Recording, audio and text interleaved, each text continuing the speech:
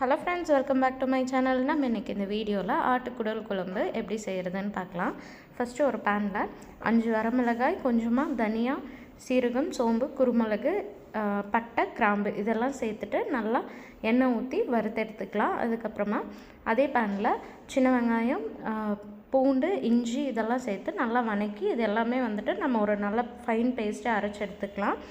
ஒரு குக்கரில் ஆயில் சேர்த்துட்டு பச்சை மிளகாய் அப்புறம் ஆட்டுக்குடல் வந்துட்டு 3/4 கிலோ சேர்த்துட்டு உப்பு, மஞ்சத்தூள் சேர்த்து நல்லா மிக்ஸ் பண்ணி அதில் தண்ணி ரிலீஸ் ஆகி வந்து அது வேகிற அளவுக்கு நம்ம விட்டுறலாம். அதுக்கப்புறமா இடித்த இஞ்சி பூண்டு சேர்த்துட்டு மிக்ஸ் பண்ணிவிட்டு கொதிக்கிற தண்ணி வந்துட்டு ஒரு 250 ml ஆட் பண்ணி இதை வந்துட்டு ஒரு 6 விசிலுக்கு ப்ரெஷர் குக் பண்ணி எடுத்துக்கலாம். அதுக்கப்புறமா ஒரு கடாயில் ஆயில் சேர்த்து கடுகு, கருவேப்பிலை, அதுக்கப்புறம் நம்ம அரைச்சி வச்சுருக்க மசாலாலாம் சேர்த்து நல்லா மிக்ஸ் பண்ணி ஒரு 5 மினிட்ஸ்க்கு லோ ஃப்ளேமில் குக் பண்ணோன்னா பச்சை வாசம் போயிடும். அதுக்கப்புறமா நம்ம வேக வச்ச ஆட்டுக்குடல் சேர்த்துட்டு இதை வந்து ஒரு 2 மினிட்ஸ்க்கு ஹை ஃப்ளேமில் வச்சு குக் பண்ணிக்கலாம். அதுக்கப்புறமா தேங்காய் வந்துட்டு நம்ம தேங்காய், சீரகம், சோம்பு, குருமிளகு இதெல்லாம் அரைச்சி அந்த பேஸ்ட் இது கூட ஆட் பண்ணிவிட்டு தண்ணி சேர்த்து உப்பு அட்ஜஸ்ட் பண்ணி இதை வந்துட்டு நல்லா ஒரு 5 மினிட்ஸ்க்கு கொதிக்க வச்சோன்னா ஆட்டுக்குடல் குழம்பு ரெடி.